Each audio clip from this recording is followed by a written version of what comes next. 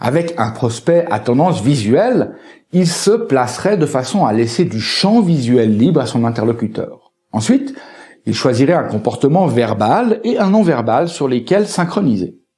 Puis, une fois qu'il conduit l'entretien, il utilisera des matériaux illustrés comme des photos, des magazines ou encore des vidéos pour favoriser l'intérêt et maintenir l'attention. Important, prendre des notes, faire des croquis, dessiner des idées. Et s'il doit présenter du matériel manuscrit, ça serait beaucoup mieux de le faire lire à son prospect que de le lire à haute voix. En plus, grâce à sa maîtrise du langage, un maître praticien saurait conduire son prospect à se faire des représentations visuelles. Parce que les mots et la syntaxe sont de puissants vecteurs d'images.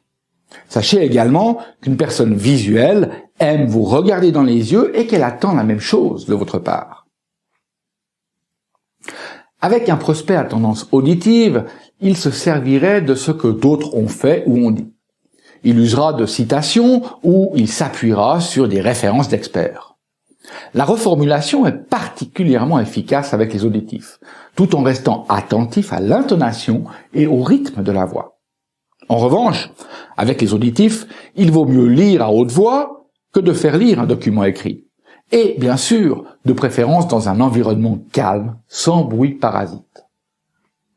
Une personne à préférence auditive a tendance à ne pas vous regarder et détourner le regard. Non pas qu'elle ne veut pas vous voir, mais simplement parce qu'elle est plus concentrée en regardant ailleurs. Et si notre prospect était à tendance kinesthésique, l'idéal serait de pouvoir l'impliquer physiquement dans l'expérience, le faire toucher, tester ou bouger. Il faudrait l'entretenir dans un environnement direct confortable et réduire la proxémie, c'est-à-dire la distance qui vous sépare. La poignée de main aussi est importante. Alors, notre vendeur sera attentif à la pression et saura aussi adapter la durée, puisque le kinesthésique aime le contact physique. Lui aussi préfère regarder ailleurs pour mieux se concentrer. Super! Moi j'aime bien danser. Alors, quand tu parlais de conduite tout à l'heure, tu pensais à quoi? Eh bien, en PNL, nous utilisons la conduite pour diriger et focaliser l'attention vers de nouvelles idées ou de nouvelles informations. Alors bien sûr, avant de conduire, vous devez connaître votre objectif pour savoir quand synchroniser et où conduire la personne. La conduite est utilisée pour 4 principales raisons. Elle s'utilise pour tester si le rapport est établi, pour interrompre un schéma, pour guider une personne vers un état désiré, un objectif, ou encore pour interrompre la relation.